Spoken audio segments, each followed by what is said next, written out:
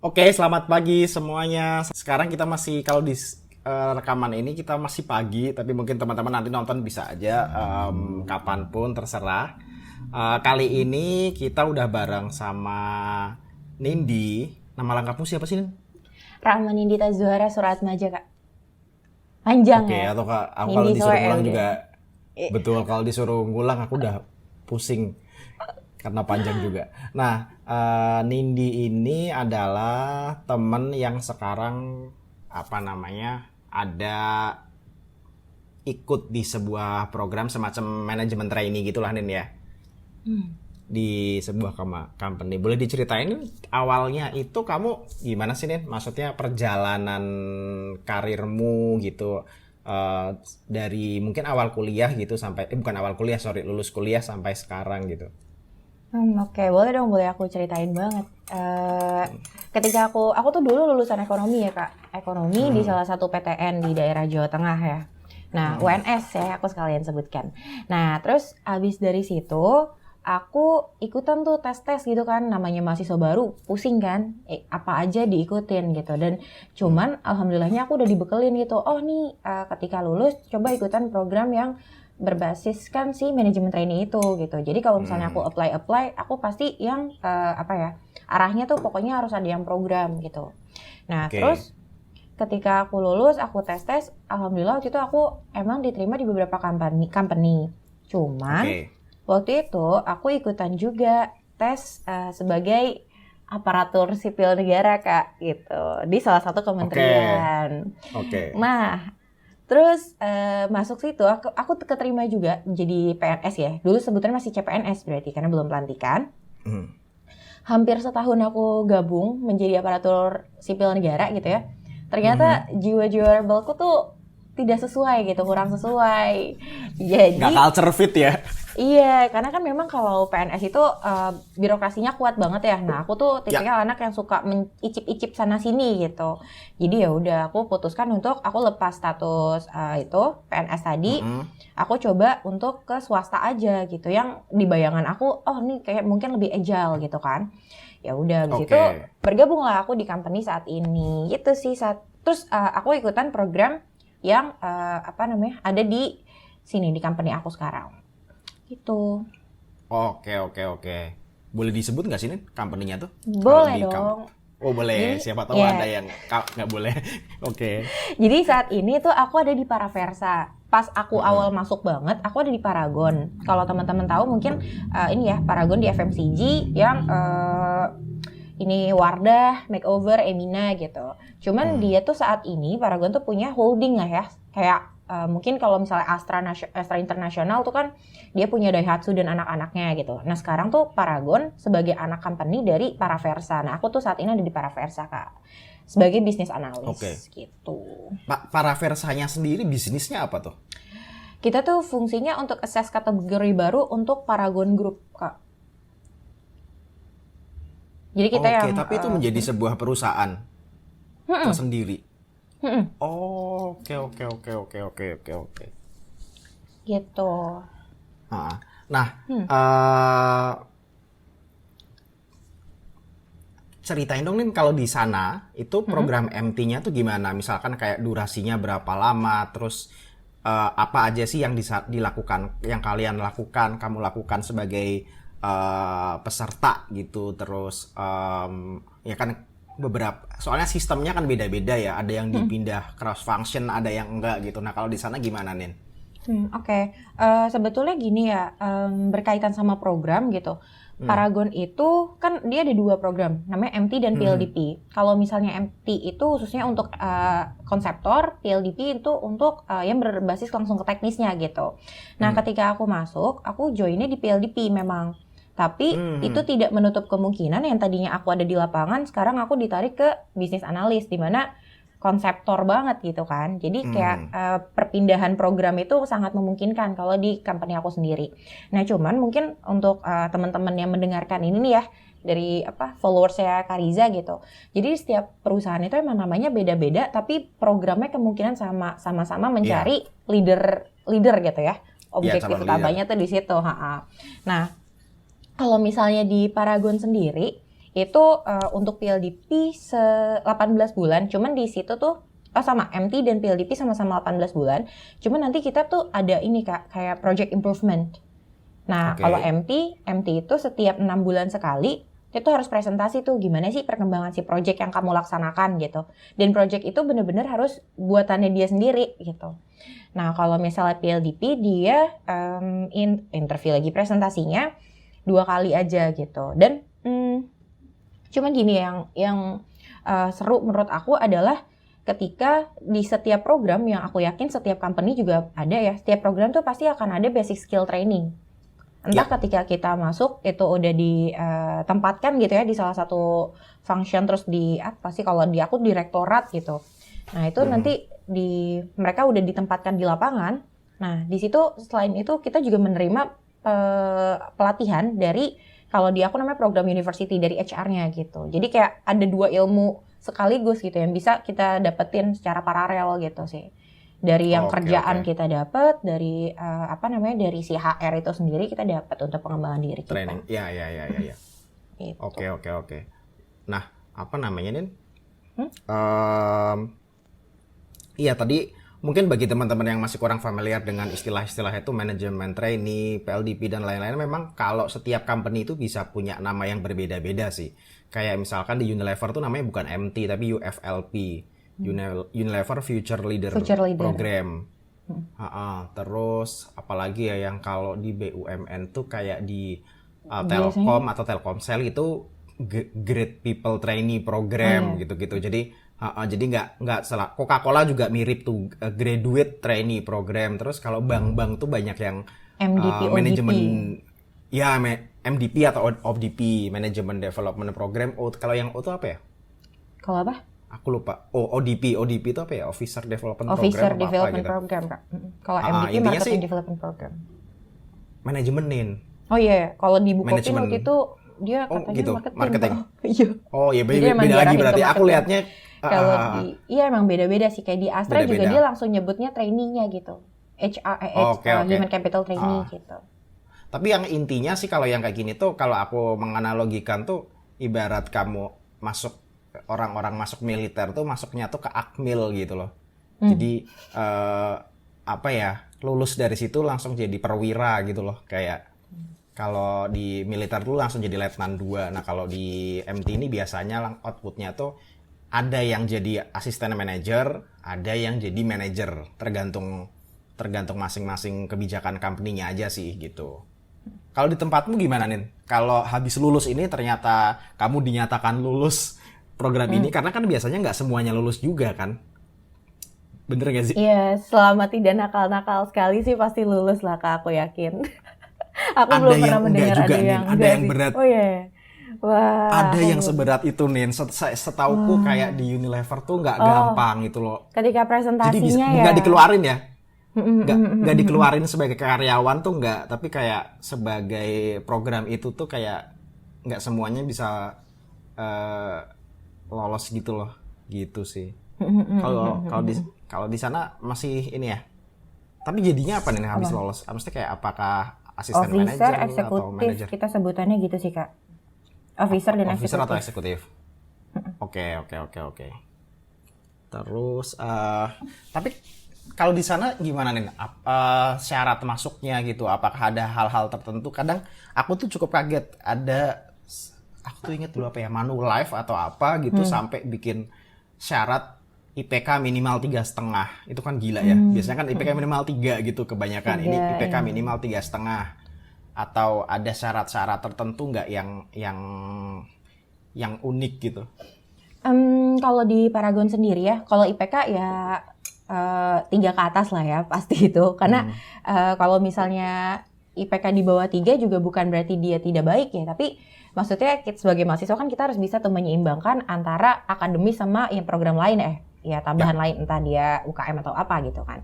Jadi 3 ke atas. Nah cuman kalau yang aku lihat ya, keunggulan Paragon ini culture-nya sama nggak sih? Value yang dia bawa tuh sama nggak sih dengan Paragonian lain gitu. Jadi berasa banget sih ketika kita join nih di Paragon gitu. Kakak akan melihat pola yang sama dari karakter masing-masing kita. Tapi walaupun beda ya karakternya, tapi maksud aku nilai yang dibawa sama. Nah di Paragon tuh seperti itu sih. Kalau untuk syarat sih sederhana banget ya. Maksudnya IPK-nya 3 ke atas, terus juga lulusan jurusan apa itu sesuai dengan kamu pengen masuk ke direktorat mana. Oh gitu. Jadi jurusan Iya. tetap masih mempengaruhi ya? Jurusan pengaruh, tapi kalau misalnya kayak komersial gitu ya, masuk ke direktorat komersial atau ya yang masih bisa all major gitu, itu welcome aja sih. Kayak HR juga masih all major walaupun kayak kebayangnya psikologi gitu kan, kebayangnya atau manajemen gitu. Tapi anak ekonomi juga bisa. Karena mungkin sedikit berbagi ya, aku itu basisnya kan ekonomi pembangunan. Ketika aku daftar di Paragon ini, aku daftar tuh HR ya, HR sama apa sih namanya, marketing development. Jadi ada di direktorat komersial. Nah, abis itu tadinya di HR nih yang aku lanjut gitu. Nggak taunya aku cabutnya gitu ya, dipilihnya itu di marketing development justru. Gitu, dan marketing nah, terus dari marketing development aku justru ditarik lagi ke business analyst gitu. Yang emang fungsinya yang tadinya aku bagian promotion ya, demand lah ya, ngurusin demand, itu aku dipindah untuk ke research sekarang, ke business analyst. Dan teman-teman, jadi kalau misalnya di Paragon juga, dan aku yakin di company lain juga ada ya, sebetulnya nilai yang dibawa salah satunya adalah seberapa agile sih kamu, seberapa ingin belajar sih kamu gitu. Di business analyst itu yang relate kan teknik industri, terus ekonomi ya. Walaupun aku anak ekonomi pembangunan juga merasa kayak ini apa gitu kan. Aku tidak mengerti bisnis juga sebetulnya gitu. Cuman di balik itu ya, teman-teman kalau di Paragon gitu ya, di business analyst temen aku tuh ada yang lulusan geologi loh teman-teman. Geologi apa relate-nya gitu kan. Terus juga sempat ada anak fisika. Apa hubungannya gitu. Seenggaknya bisa statistik sih tapi Nin. Iya, tapi tidak dipergunakan sekali sebetulnya ilmu itu gitu. Aku juga bisa membawa ekonometrika aku, tapi tidak dipergunakan gitu kan di situ. Jadi lebih ke kamu masuk nih, awal masuknya ya udah nih kamu masuk di HR yang all major nih, nggak apa-apa keterima. Nah tapi akan ada perekrutan internal untuk di direktorat lain. Jadi jangan apa ya, teman-teman tuh jangan berpikiran oh ya udah nih aku udah masuk HR, aku bisanya cuma daftar di HR, padahal aku pengen jadi misalnya kayak aku ya bisnis analis. Itu tuh terbuka banget di Paragon, yang penting kamu mau belajar gitu. Iya gitu iya sih. Salah satu pelajaran setelah aku kerja berapa ya, 6 apa 7 tahun ini. Waduh beda banget ya. Kayak ini sih, kayak ya anak S1 tuh kadang kalau nggak bener-bener di bidang yang sangat spesifik ya, yang misalkan keprofesian tuh kan dokter, psikolog, atau misalkan notaris gitu, atau misalkan yang spesifik kayak sipil. Ya banyak lah, gitu itu kayak kalau di dunia bisnis tuh banyak yang fleksibel itu, jadi dari berbagai jurusan tuh bisa masuk. Aku di psikologi, di Indonesia di psikologi kurikulumnya nggak terlalu banyak belajar tentang marketing. Bahkan di kurikulumku tuh nggak ada consumer behavior. Bukunya banyak di perpus tapi aku nggak ada. Tapi ya udah, aku juga ternyata nyaman di marketing sekarang gitu kan. Temanku ada yang sama di psikologi juga akhirnya masuknya sales. Nggak terlalu nemu banget sih, malah masih mending di marketing. Kalau orang psikologi di sales lebih ke duit angka kali ya, angkanya masih banyak yang maksudnya keterampilan untuk mengolah angka gitu di sales tuh masih kepake kan. Nah, mungkin temanku tuh jago di situnya gitu. Jadi kayak yang penting tuh kan logiknya gitu sih. Iya. Kalau aku lihat. Bener-bener kayak aku juga dulu kebayangnya aduh ekonomi ini bisa apa sih, aku masuk ke bagian apa gitu. Tapi ternyata pas lulus banyak kok pekerjaan yang bisa menerima gitu. Oke. Nin, kalau menurut kamu sih ini keuntungannya ikut program ini apa aja, Nin? Keuntungan aku merasa banyak banget kayak kalau ngomongin keuntungan ya. Yang aku merasakan banget ya itu dari programnya gitu loh, basic skill training yang mereka berikan. Jadi ibaratnya kayak aku pikir ketika aku dulu ya sebelum aku di business analyst gitu ya, aku pikir aku di market development, aku hanya akan mengetahui bagaimana sih cara attract si calon customer buat buat datang ke acara kita, buat beli produk kita gitu.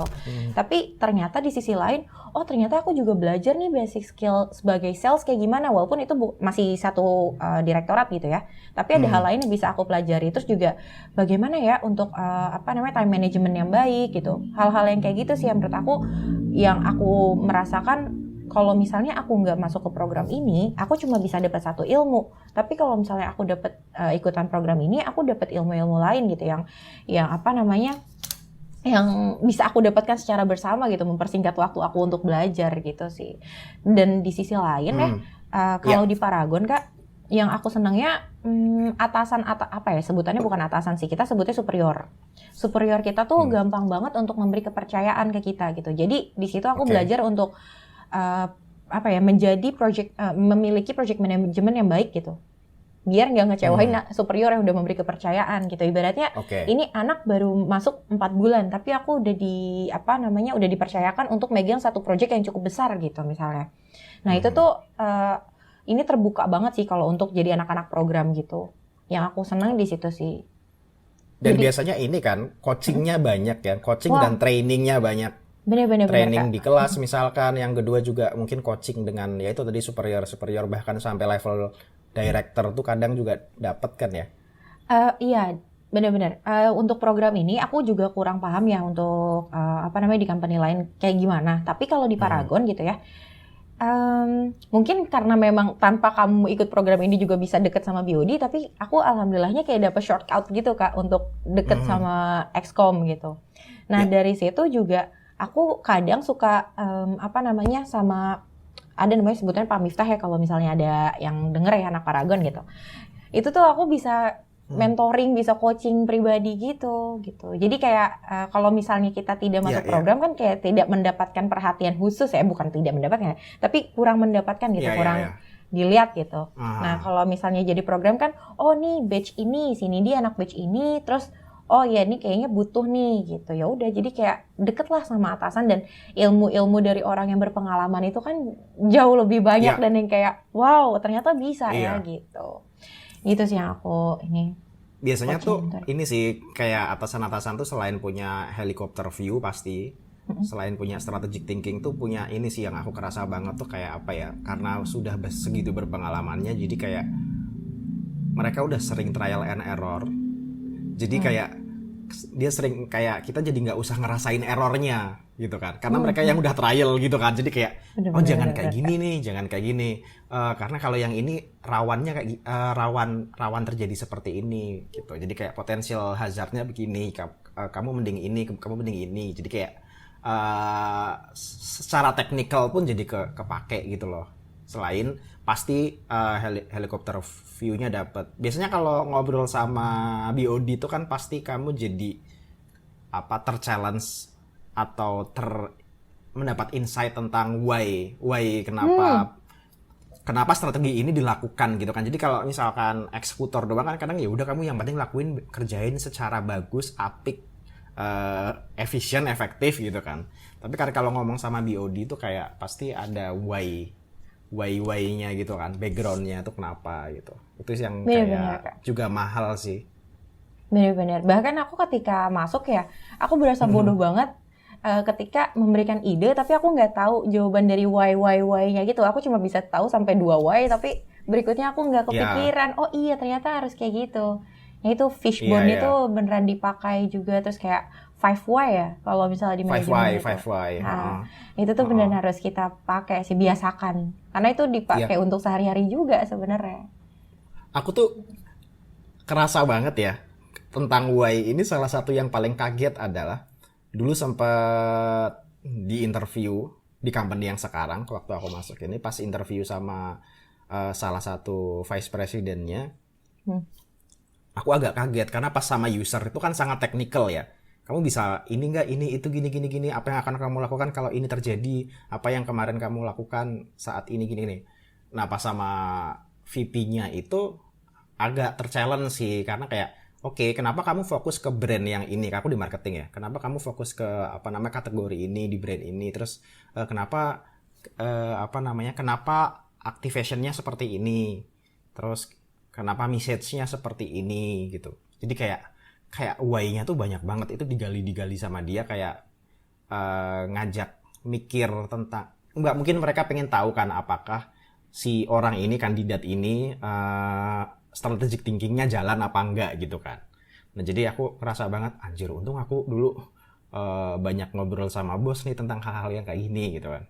Kalau enggak tewas juga nih, kalau cuman aku mengejar pokoknya kerjaan tuh harus diselesaikan dengan baik, rapi gitu, tapi nggak ngerti why-nya, ya jadi agak suram juga sih gitu. Jadi itu aku ngerasain banget juga sih Kak ketika aku di business analyst gitu.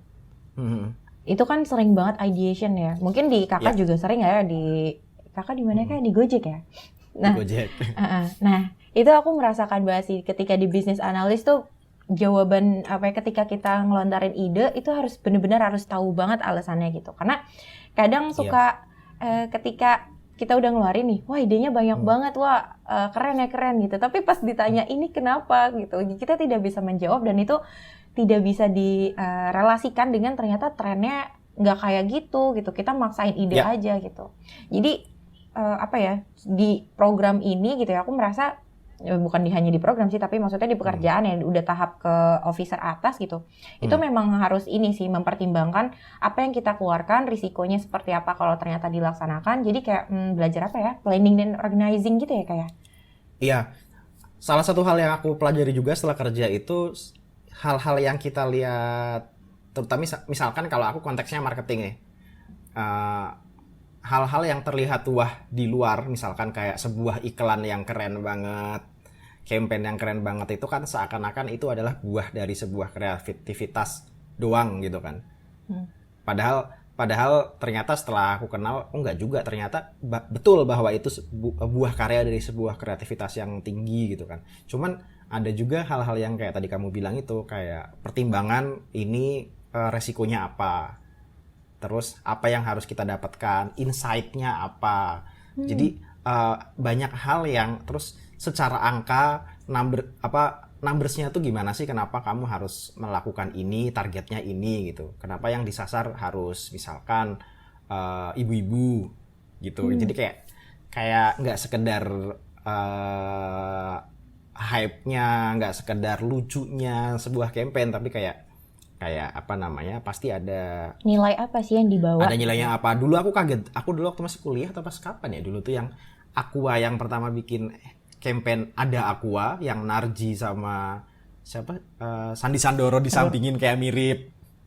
Terus ada orang yang nabrak pintu karena pintu kaca atau apalah, itu kayak ada Aqua tuh. Kayak waktu itu aku cuma mikir, anjir kepikiran ya ini orang yang bikin iklannya seperti ini. Tapi sekarang mungkin aku mikir kayak, wah ini pasti ada insight yang sangat dalam sih dari berbagai research. Kayak misalkan ternyata air putih bisa meningkatkan konsentrasi. Terus mungkin value proposition itu yang belum pernah dipakai air minum lain atau apa itu. Jadi kayak ada banyak pertimbangan gitu loh. Iya, gitu. benar-benar. Jadi kayak, itu aku rasain banget sih pas aku jadi business analyst ini. Bagaimana kita bisa menentukan persona yang akan kita jadiin target pasar gitu. betul. Jadi lebih peka gitu sih sebenarnya teman-teman. Misalnya ketika aku belanja gitu, ini aku sedikit cerita tapi mungkin di luar MT ya program tadi. Ketika aku belanja gitu, aku jajan snack aja. Itu tuh aku sekarang udah ngeliatin neto, terus aku bagi dengan harga, aku bagi dengan neto. Jadi aku ngeliat price per gram. Dulu tuh aku kayak murahan mana ya. Jadi aku tidak memperdulikan strategi marketing mana gitu. Kadang kan ada yang kita lihat, oh harganya lebih murah, tapi ternyata pas kita bandingkan price per gramnya ternyata lebih mahal gitu. Terus itu aku udah mulai peka di situ. Terus kayak ngeliatin orang consumer behavior yang tadi disebut-sebut Kak Riza, itu juga udah mulai peka sih. Oh nih orang biasanya kalau belanja akan lewat mana aja ya gitu. Karena kalau teman-teman perhatikan di retail apa ya sebutannya, kayak Alfamart, Indomart, itu kan penataannya sebenarnya udah bisa kita apal tuh. Di sebelah kiri apa, sebelah kanan apa, abis ini kalau ke depan langsung lihat apa. Itu ternyata ngikutin sama kebiasaan si konsumen itu sendiri gitu. Aku udah mulai itu sih. Itu yang menurut aku kayak, wah gila sih, emang seru banget ya gitu. Kalau kerja di FMCG itu bikin ketika masuk retail gitu beda sih. Aku juga akhirnya kayak ngeliat kayak matanya tuh jadi beda, kayak wah si produk ini displaynya banyak banget ya. Antara dia sewa atau atau emang market market apa namanya market size-nya di sini gede gitu gitu loh kayak kayak jadi kayak beda terus kenapa ini yang ditaruh di A level ya gitu. A level tuh yang deket sama Kasir. mata gitu kan, deket aku sama pikir mata kasir. sehingga jadi kayak orang lewat biar yang kelihatan kalau terlalu di bawah atau terlalu di atas tuh kan displaynya nggak terlalu kelihatan kan gitu. Jadi kayak nah pengaturan itu kan nggak apa namanya nggak sembarangan gitu loh. Jadi ada kerjasama antara pihak FMCG dan retailnya. Ada yang memang displaynya disewakan sehingga kalau ngelihat produk itu banyak tuh belum pasti memang karena dia laku, tapi karena memang ya satu blok disewa produk itu. Tapi ada juga yang kayak apa namanya ya karena itu kemauan dari pemilik tokonya karena produk itu adalah produk top yang harus diprioritaskan gitu sih. Jadi akhirnya ya itu kan banyak lah pengetahuan kayak gitu. Jadi kayak sekarang kalau ngelihat masuk swalayan gitu-gitu tuh udah beda mikirnya. Iya Terus benar. kadang kalau ibu-ibu beli susu tuh juga beberapa kelihatan banget kalau yang belum punya brand yang dia pilih tuh kayak sampai ngecekin apa mungkin nutrition fact-nya, Ingredients ya.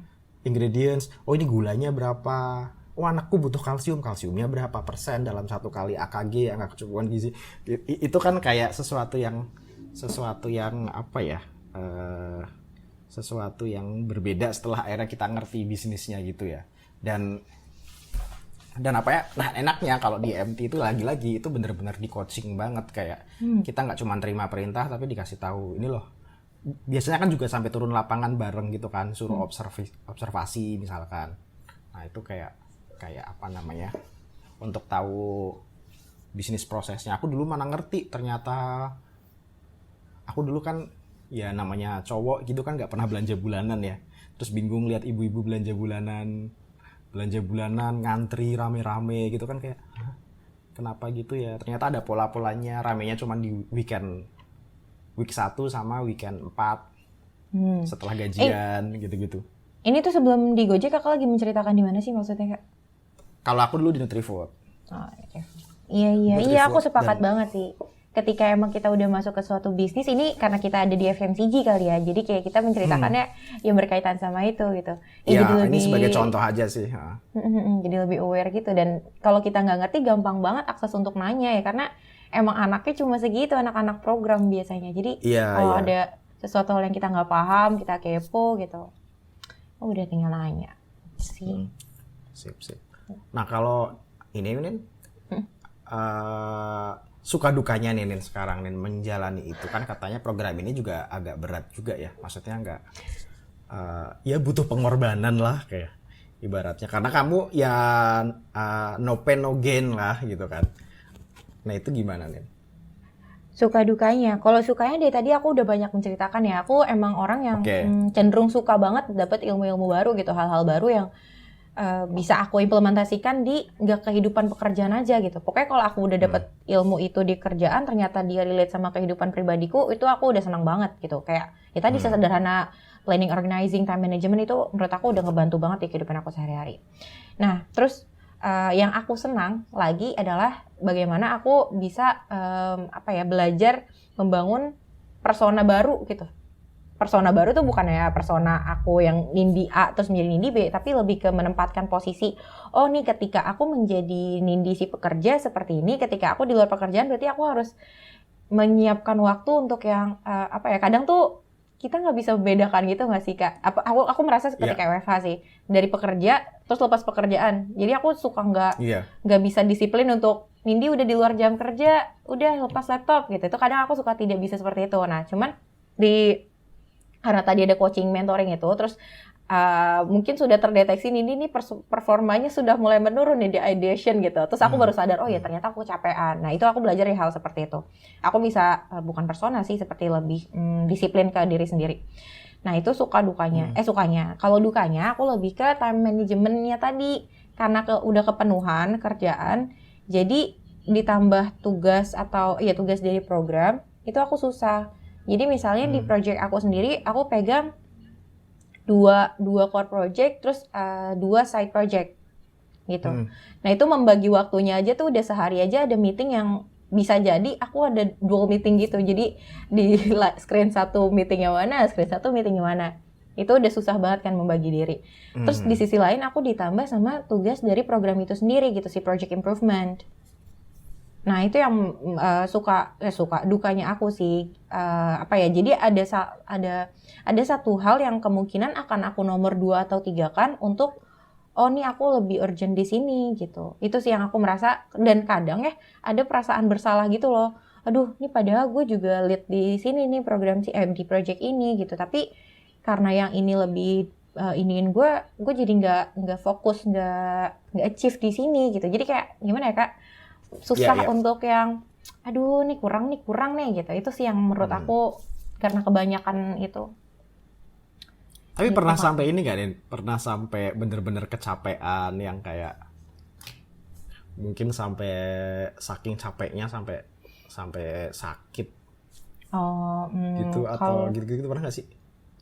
kalau sakit sih jujur enggak, karena aku tuh kan emang baru masuknya Maret ya. Maret kemarin 2020, dan Maret itu juga langsung ke hold gitu kan. Ke hold gara-gara pandemi ini. Terus baru mulai bener-bener jalan banget kerja lagi di Juli gitu. Juli juga emang langsung running gitu, sprint ya sebutan kita. Nah, kalau misalnya capek untuk yang aduh aku tipes gitu tuh, masuk angin itu tuh enggak sih, cuman Enggak ya? lebih ke tadi ketika aku udah kecapean, aku tidur tuh 2 jam 3 jam sendiri. Jadi kayak aku kan ada ini nih kelihatan ya. Aku ada smartwatch yang bisa ngedeteksi kan jam tidur aku gitu. Ketika aku lihat gila gue tidur cuma 2 jam 3 jam gitu. Itu udah mulai capek. Terus pas ideation jadi kayak kadang aku ngantuk, nggak fokus gitu. Nah itu tuh aku mulai merasakan di situ sih, lebih ke capek di otak gitu sih, bukan di badan gitu. Aku ngerasain dan itu risiko menurut aku. Nanti ketika udah ada ketika kita udah selesai program gitu kan, udah ada yang bisa kita lepas sih menurut aku. Jadi emang opportunity cost-nya gitulah. Ya. Oke. Nin, sekarang yang terakhir nih, Nin. Apa?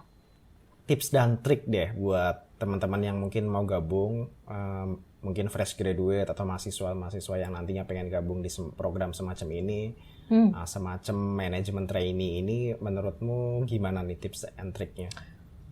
Ini menarik banget sih. Sebenarnya dari dulu aku pengen banget bisa ngasih tahu ke adik-adik gitu, adik-adik, teman-teman. Untuk kita masih muda kok. Iya. Untuk benar-benar mempersiapkan gitu. Karena biasanya teman-teman tuh ilmunya oke banget. Terus kayak IQ-nya udah nggak perlu dipertanyakan. Jadi ketika kita masuk kan kita pasti ada psikotes gitu.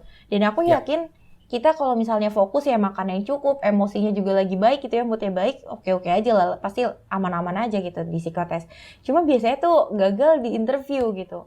Nah, aku berharapnya sih teman-teman sebelum untuk masuk ke tahap-tahap seperti itu, coba perdalam lagi company-nya seperti apa, dia bergerak di bidang apa. Jadi ketika interview, teman-teman juga bisa jawab dengan oh iya, teman-teman tuh tahu gitu, nggak cuma asal daftar aja gitu. Karena biasanya orang asal daftar tapi pas interview, aduh ditanya company aja nggak ngerti nih company bergerak di bidang apa gitu.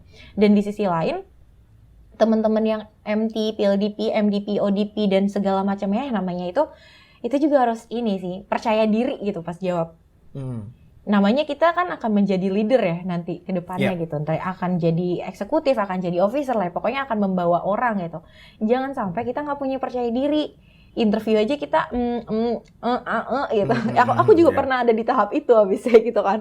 Dan tapi aku eval diri aku sendiri juga gagal di mana nih ya gitu. Nah di situ sih ketika aku membayangkan seandainya aku punya leader yang dia tuh pemalu, dia tuh tidak bisa mengeluarkan idenya karena dia takut gitu. Nah itu kan kita sebagai bawahan akan bingung. Nah itu tuh aku berharap sih teman-teman udah belajar di situ sih. Jadi belajar apa ya, depan kaca ngomong-ngomong sendiri tuh juga penting banget sih sebenarnya. Iya itu bisa dilatih banget sih. Banget sih, iya. Dan itu tadi di bidang apa juga udah mulai baca-baca. Misalnya, oh aku ingin menjadi business development tuh ngapain sih gitu. Atau ingin menjadi marketing kayak kakak, marketing tuh ngapain sih? Marketing kan ada beda-beda lagi, tapi pelajarin aja. Itu sih menurutku. Iya. Sip. Setuju banget sih, kayak yaitu interview FGD itu sesuatu yang sangat tricky sih kalau nggak disiapin tuh. Kayak ya kalau emang teman-teman udah lancar banget, terus keberuntungan masih sangat memihak gitu ya. Tapi kayak kalau nggak tuh memang harus benar-benar disiapin. Dan aku merasa bahwa beberapa interviewku yang sukses tuh ya memang karena tersiapkan gitu loh. Jadi pertanyaan-pertanyaan yang kamu mau masuk marketing, kan Anda misalkan nih direktoratnya komersial, di bawahnya itu marketing sama sales, atau business growth di bawahnya marketing sama sales. Terus pertanyaannya dia, kamu masuk marketing apa sales gitu? Marketing, Pak. Emang Kenapa kamu tahu ya, bedanya? Iya itu. Iya, emang kamu tahu bedanya? Bahkan lebih merendahkan lagi dia. Emang kamu tahu bedanya gitu? Kayak lebih apa ya? Mengintimidasi gitu, kayak emang kamu tahu apa bedanya gitu. Terus nah itu kan nggak semua orang, itu definisi marketing sama sales setiap industri bisa beda-beda. Beda-beda. Kalau di FMCG bisa dibilang kan kayak marketing tentang demand, salesnya supply, misalkan gitu-gitulah banyak hal lah. Tapi kayak nggak semua orang ngerti. Aku juga dulu waktu itu bisa jawab lancar karena aku ikut company profile-nya di FMCG company yang lain yang sebelumnya. Jadi udah, itu bedanya. Terus begitu-gitu di interview selanjutnya di company lain ditanyain, emang kamu tahu bedanya? Oh, tahu Pak, saya Pak, gini. Nah, artinya kayak kalau nggak disiapin tuh kayak kalau tadinya aku nggak ikut si sesi itu, kali aku nggak ngerti kan. Gitu Iya, sih. Jadi kayak banyak hal yang harus siapin lah. Jangan cuman datang bawa badan gitu loh. Kalau aku dulu bahkan sempet saking pas nggak pedenya tuh kayak ditulis, ngelis dulu kira-kira bakal dapat pertanyaan apa, terus ditulis dulu jawabannya apa. Jadi aku udah merencanakan, nggak perlu yang dihafal plek-ketiplek dihafal itu enggak, tapi kan seenggaknya nulis tuh ya, Kak. udah beda gitu. Oh gini, termasuk apalagi bagi orang yang suka ditanyain tentang hal-hal pribadinya, suka bingung tuh, mulai deh di inventors. Tell me about your weaknesses. Nggak semua orang bisa loh. Nggak semua orang bisa jawab loh. Tell me about your weaknesses gitu kan. Kayak, tell me about your strength gitu. Enggak, apa yang mikir. Masa tentang diri sendiri aja masih mikir kan. Nah, ya padahal kalau lagi deg-degan mikir juga kan. Nah itu akhirnya kayak, kalau enaknya kalau udah dipersiapkan sih gitu. Iya benar-benar sepakat sih Kak. Sepakat. Sip. Bahkan kalau kata dosen aku, Kak, sedikit nambahin. Kalau kata dosen aku ya, ketika interview kita tuh harus punya baju sendiri yang bagus gitu. Jangan sampai pas datang bajunya lecek. Itu aku inget banget. Dan wangi gitu. Pokoknya tunjukkan penampilan profesional kamu gitu. Karena mungkin kalau saat ini kita interview online gitu kali ya pas video ini tayang. Itu ya tunjukkan pakaian yang memang kamu niat gitu untuk interview. Itu sih dan masukan dari dosenku. Kalau tentang pakaian tuh lihat ininya juga, kadang ada company yang ada yang langsung menuliskan aturan pakaiannya gitu kan. Ada yang langsung nulis, ada yang aku pernah juga nih disuruh rapi tapi casual aja juga boleh. Itu ada. Jadi kalau nggak salah dulu Danone apa ya, waktu masih fresh grade itu aku dulu apply Danone MT Star, terus kayak disuruh casual aja. Jadi kayak jeans itu diperbolehkan. Nah jadi kayak itu tergantung ininya sih. Tapi emang benar harus disiapin. Aku juga dulu waktu masih fresh grade, belum fresh grade bahkan ya, belum graduate kan, masih final year udah mulai beli baju-baju resmi gitu. Meskipun sekarang kerjanya nggak pernah kepake. Kerja aku dari dulu company-nya casual mulu, santai mulu. Aku juga beda banget Kak, dari di kementerian pakaiannya rapi banget, sekarang udah rapi banget. Iya. Iya. Betul. Biasanya yang rapi banget tuh di bank ya? Di bank beberapa BUMN gitu, itu rapi-rapi sih. Oke, sip. Thank you Nin atas banyak insight-insightnya. Semoga bermanfaat ya buat teman-teman yang pengen mengikuti program semacam ini. Pokoknya teman-teman, saranku sih cari tahu banyak info-info dulu tentang apa yang ingin di-apply, tentang company-nya, tentang industrinya, tentang produk-produk unggulannya misalkan. Hal-hal yang kayak gitu tuh, tentang value-value di company itu akan jadi sebagai nilai tambah sih. Kadang kayak beradu dalam tahap seleksi itu kayak gak hanya beradu pinter akademik, tapi ya pinter-pinter kayak gini sih, bersiasat seperti ini sih. Iya bener Kak. Oke, terima kasih Anin atas waktunya. Sama-sama Kak Riza. Semoga karirmu baik, kehidupan pribadimu juga baik. Amin. Amin. Thank you. Dadah, sama-sama. Dadah.